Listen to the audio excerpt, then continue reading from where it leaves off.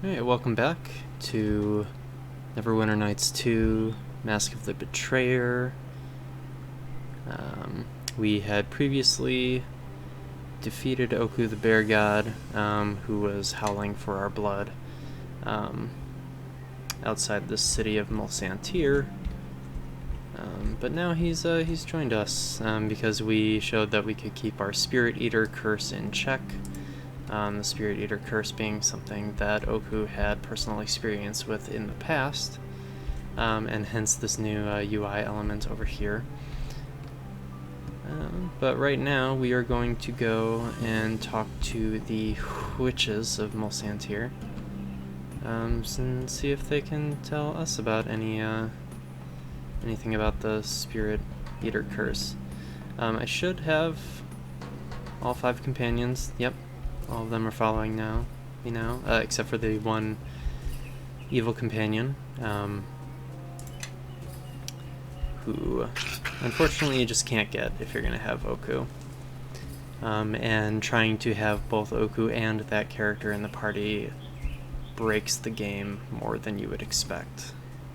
So, once again, we have 3 cameras and they all suck. Let's talk to Shiva Whitefeather over here. Audio quality should already be a lot better. We have a new microphone, so let's see how it works. Well, Kazumika Vadoy says, "Abomination! I warned you, Shiva. I smelled the wrongness upon her at the theater." Shiva Whitefeather says, "Tell me the truth, foreigner. Did you know what you were when you came to our city?" "I felt a hunger when I awoke in the barrow, but I didn't know what it was." "In the bear god's barrow? That was the first you felt of this hunger? Then you should have taken a stone and crushed your skull at once. Do not make excuses for this monster out of ancient tales, Shiva."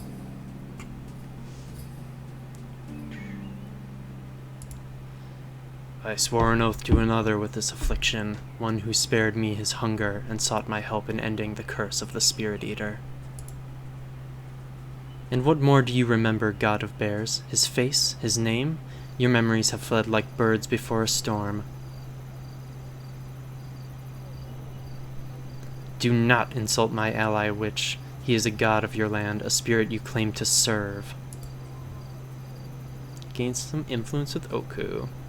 "I remember the prayers of the dockside girl before she donned her mask. I remember how she begged the spirits to make her pretty, so that the sailors might whistle at her, might even pay her for her company." "Lies! Shiva, these are lies. The monster has tainted Lord Okku's Enough, Kazumika. Lord Okku, we meant no offense, and it is not our place to question the mind of a god."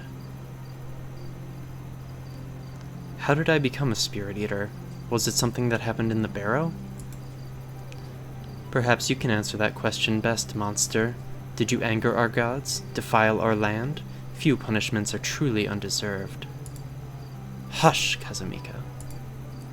Some say that the curse passed from one Spirit Eater to the next, but no Spirit Eater has been seen in over 100 years. Beyond that we know little. Those who kept such secrets are many years dead." "At least tell me what a Spirit Eater is." "We know little of them. No Spirit Eater has walked Rashomon in living memory. They were monsters, devourers of spirits and souls, boogeymen in children's tales. Some were men, some women, some were even children. Wherever they walked, they hungered and fed, and the land died. No matter their intentions, all Spirit Eaters ended the same. Their hunger turned in upon themselves, and they were destroyed, utterly consumed. The hunger within me, can it be controlled?" "Perhaps. If children's stories are to be believed, your hunger can be directed, but it will grow if indulged, and it will finally overwhelm you. And if you resist it, the hunger will destroy you anyway. You will starve, and your own hunger will turn upon you, consuming you from within." Nice typo. "I don't intend to devour anyone else, willingly or not. Is there some kind of cure?" If there is any hope to be found, it would be amongst those who have fought your kind, amongst spirits, not mortals. My sister speaks of the Woodman, the living soul of the Ashen Wood. He fought your kind, and he brought them all low. If the Woodman fought spirit eaters, why would he agree to help me?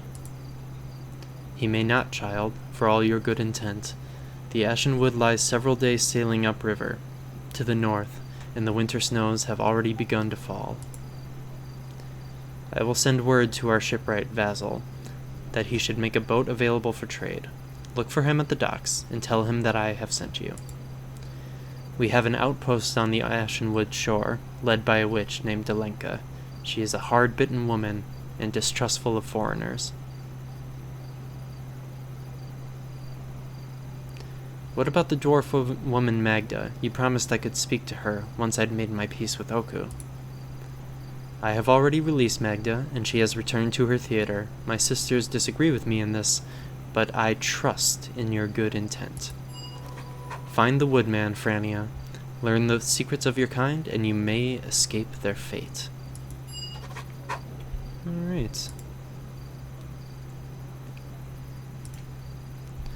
So first let's go to the theater and talk to Magda. I don't really remember what happens with that, but might as well check it out. I am more or less flying blind at this point. I've done that prologue a couple of times.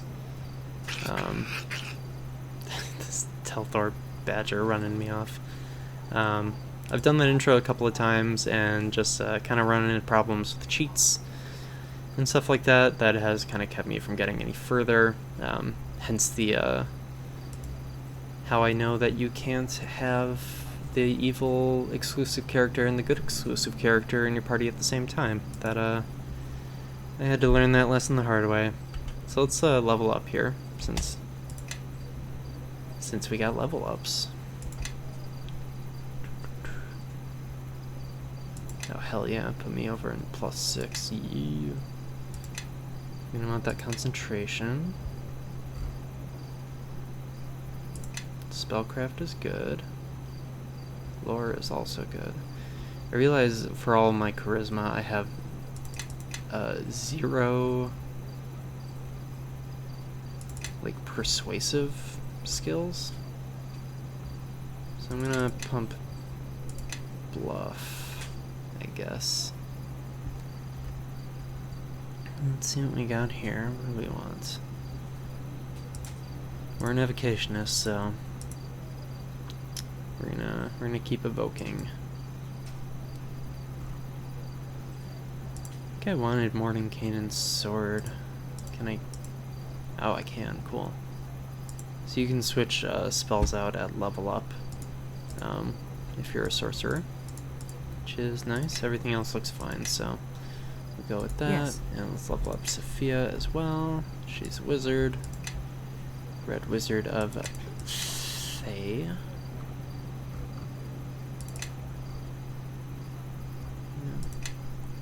Lore, all that stuff.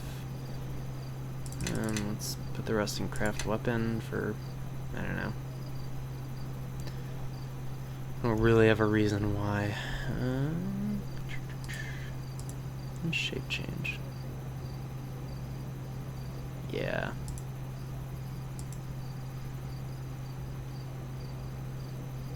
Strip all magical effects. That could be good. Big Beast Crushing Hand, Grappling. Yeah, that seems like it could be good as well. Any other new spells? Nope. Okay. Yes? Yes. Alright. Yeah, let's go into the Vale Theater. And we'll hit up Magda.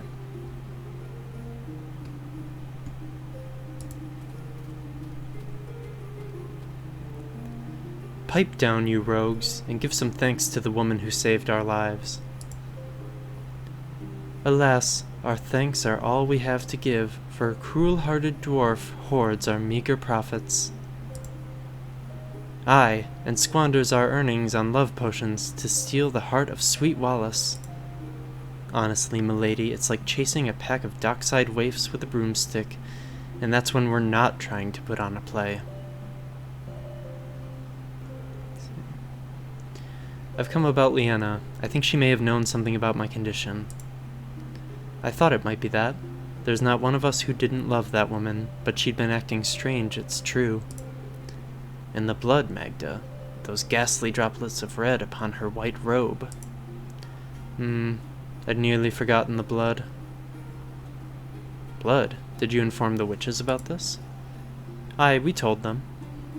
They just nodded their heads, as witches do. Not much of any consequence going on beneath those masks, if you ask me. No more than a few days before you saved our hides, milady, Leanna comes bursting from that shadow door of hers, all covered in blood. Covered in blood, aye, and not a drop of it hers. And before that, I saw the other woman hanging about, the red-robed lady, bald as a squalling babe. The both of them were up to some sort of mischief. That's all the Red Lady was good for, if you ask me. Probably behind the doors of that secret room. I saw Leanna's operating table. I think that may have been my blood on her robes. Your blood? And cutting you, mayhap? Magda, what if we've been harboring some mad vivisectionist? Pfft, Leanna was no monster, Lothario, and you know it all, and you know it well. Sheltering the likes of us for 20 years, and never an unkind word. A bit odd at times, but never a monster. A red-robed lady? What else do you know about her? Only what my eyes have seen. Her face was much like Leanna's, so much that I thought them sisters, and her head was all covered with runes. I wonder if she was from my academy. This would explain how Leanna was known to my mother. I saw her but twice, no, make it thrice. The first time was years ago. I awoke to voices in Leanna's bedroom, so I peered inside, thinking it might be robbers again. But instead, who do I see but a red-robed lady, chatting away with Leanna. I'm certain they knew I was watching. Scared me silly, you understand. Red robes mean naught but trouble, but Leanna trusted her, so I let the matter pass. I saw her a second time perhaps a year ago, before the two of them disappeared for a long while. And the third time? That was just before the wizards came. I saw the red lady near the portal, when Leanna came bursting out of her room, all covered in blood. This secret room, how would I get inside? All you'd need is the key, and I have it right here. When the wizards came, Leanna pressed it into my hand and told me to keep it safe. I'd half a mind to swallow the key, and make those wizards go picking through my innards for it. Here's the key, but I'll not vouch for your safety if you're bent on going inside. I've never so much as peeked beneath the door. Where is this secret room? You'll have to pass through the shadow door into the reflection of Leanna's bedroom. On the east side of the room, there's a door, and she's always kept it locked. That's the secret room, the one she wouldn't show me. I have more questions. And our Magda has answers, no doubt. So much wind in so small a bag, it's a wonder she doesn't burst. Hush, you rogue. Ignore them, milady, and perhaps they'll go away. I've been trying for a decade.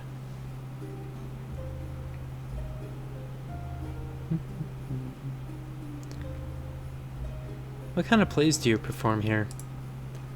We try to do the finer plays, Comerian dramas, or the comedies of Bessenmut.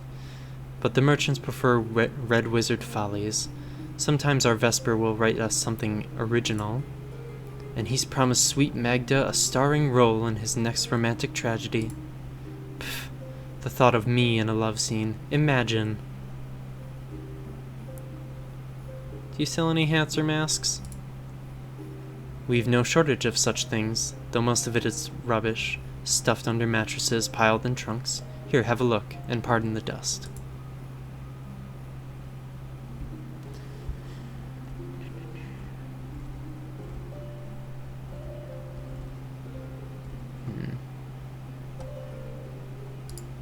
Let's What's the tragedy in one?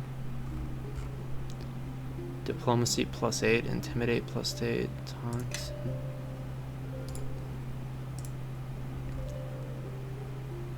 Int +2. I want a mask because masks tend to have really good bonuses in this expansion for reasons that should be obvious. But she doesn't have anything I want, so let's go check out this secret door. God, I fucking hate this camera. Okay. Whatever.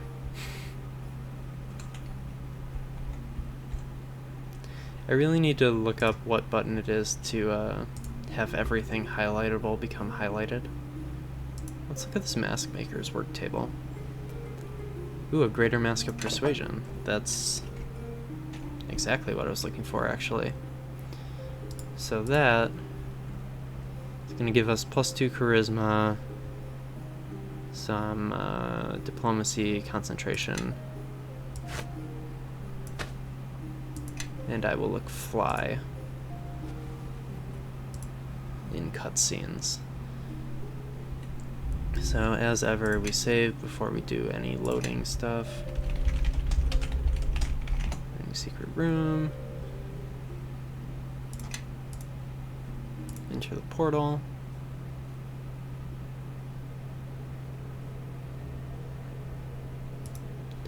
Okay, now she said there was a locked door on the eastern side of the room.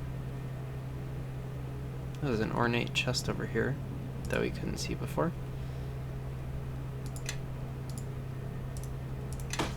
Potions of heal, that's good.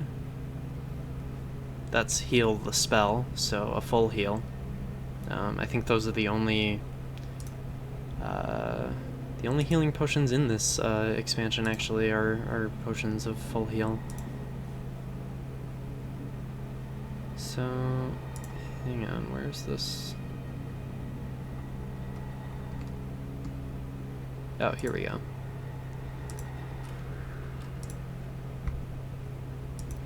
So here's our secret room here. This room is a nexus of portals, although their energies seem to flow through the golem there. Interesting. I was not aware of this place, but someone has taken great pains to build this secret passageway amongst the planes. Be careful. At times, portals can be used for disposing of unwanted visitors, and I sense some of these portals have been purposely sealed. Smell that? There is blood on the floor. The trail leads to one of the portals.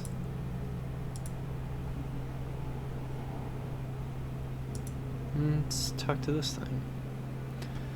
This golem has broad, distorted features, sculpted from clay. It stands silent, making neither sound nor movement. Sophia, can you offer any insight on this creature? Gaining some influence. The animating spirit of this creature is all but depleted.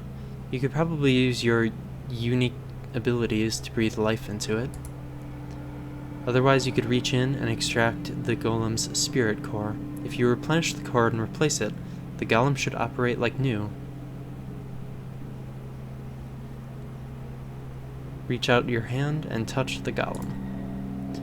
As your fingers brush the clay, you find it to be dry, crumbling at your touch, as if this creature is very, very old.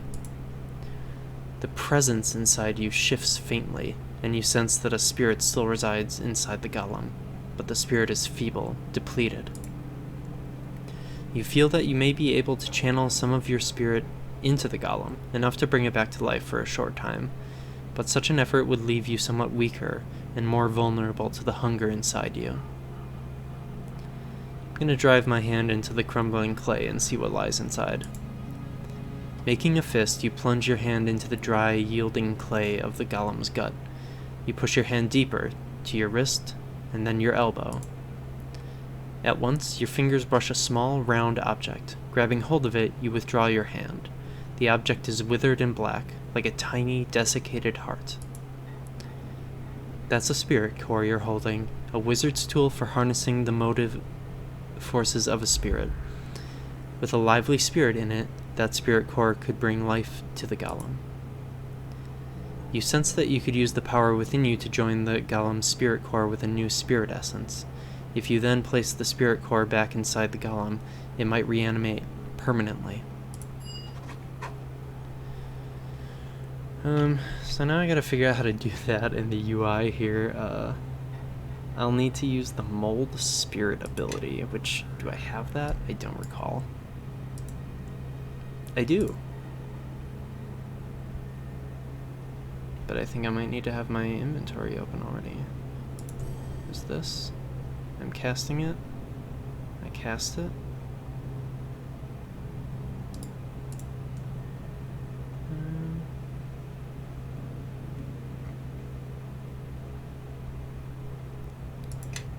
Oh, I think it's, hang on, what did it say I needed? Spirit essence. Okay, I got water, earth, and earth. Brilliant spirit essence, that's good. So I think I might need to give both of those to Sophia, because she has this pouch. Yeah. Her enchanter's satchel.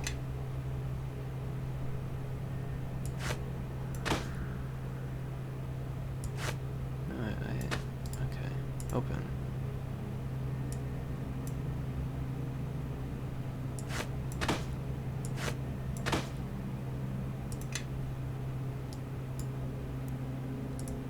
Yes? Yes.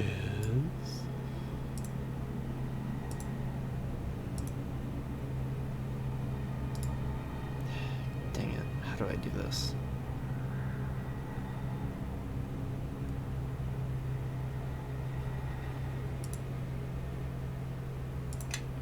Yes.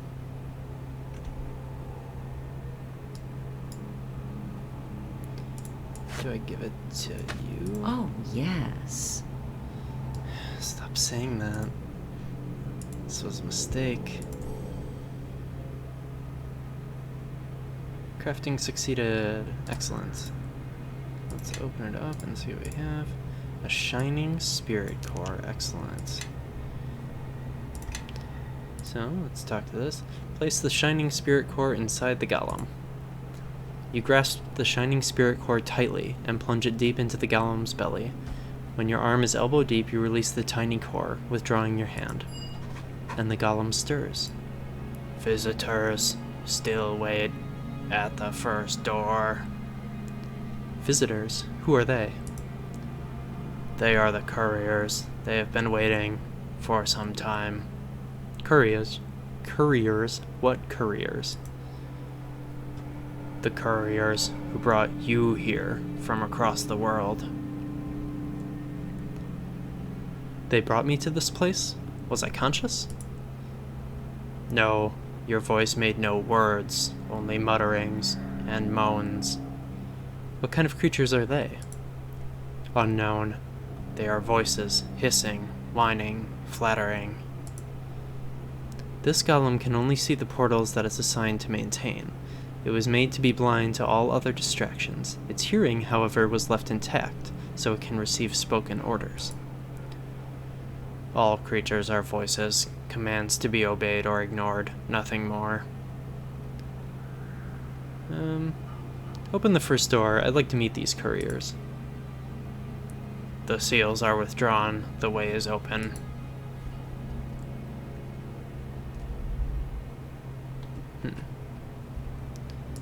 Let's save, just in case.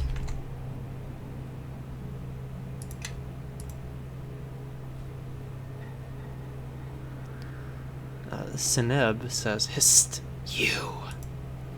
We are trapped, my brothers, snared. Please, we did as we were told. We thought you were dead." You are the creatures that carried me here, from the Vale of Merdelaine? Forgive us, good master.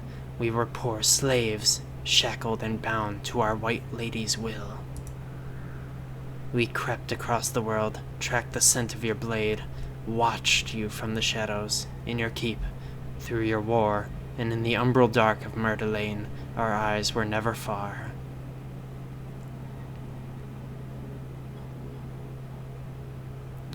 If all you did was watch, then how did I get here? Our white lady told us to wait, to bide our time until... We're sorry, good master.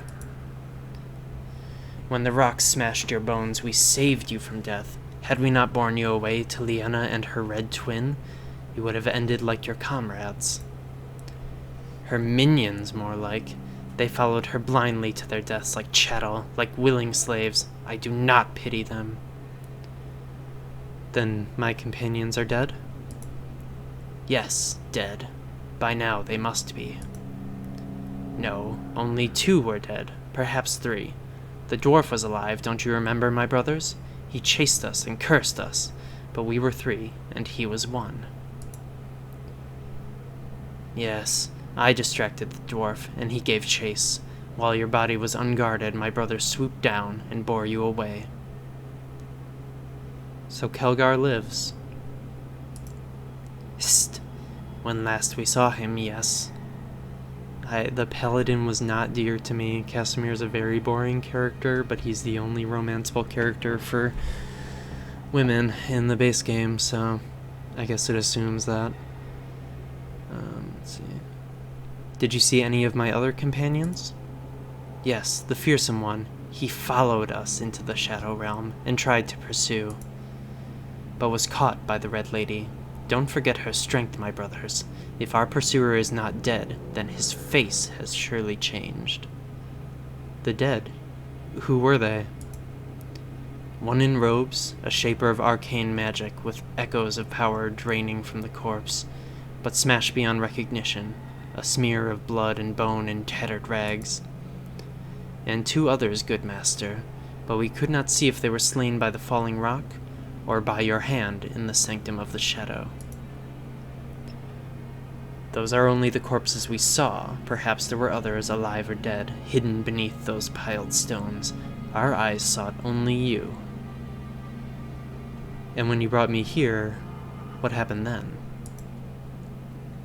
Liana took the silver blade from your hand, and the silver shard from your chest, and she told us to bring you to the barrow and lay you in that chamber.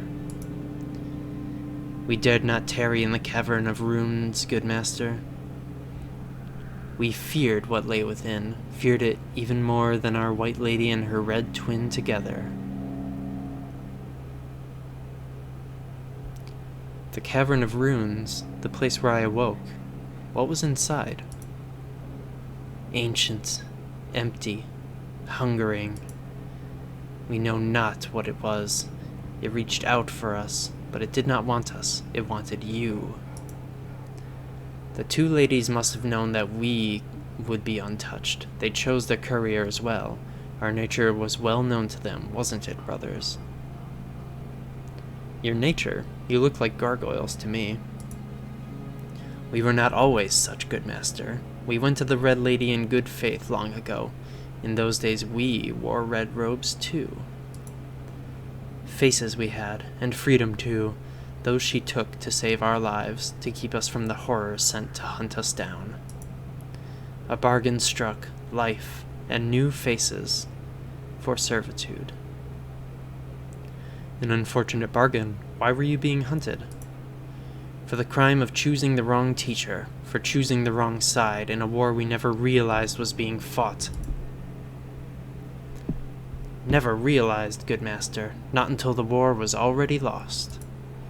Silence, brother, our tale is not for trade.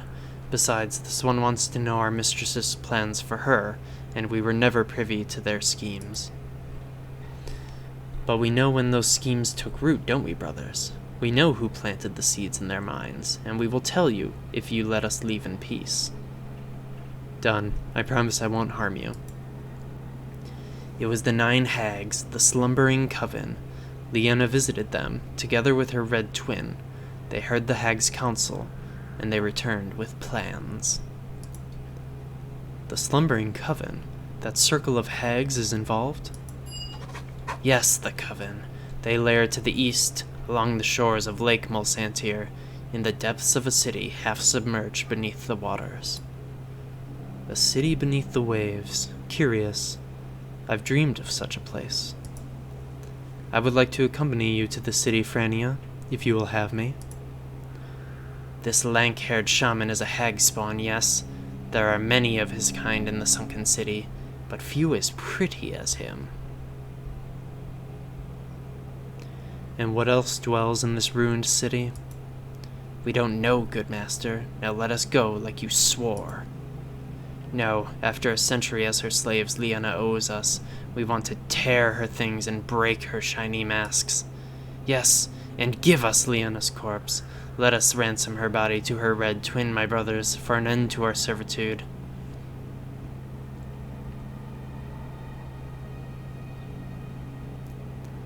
You want compensation for servitude? Take 1,000 gold and leave. It's the best offer you're likely to get. So much gold. More than Liana's baubles and masks could fetch. We can spend our bounty amongst the Shadow Masters. In the bazaars of Shadow Thesk, all coin is welcome, all face is welcome. You are kind, good master, so very, very kind. We thank you for this boon. Alright, let's save and call it there for this time. Talk to careers. And we'll have another episode for you tomorrow. Bye folks, thanks for watching.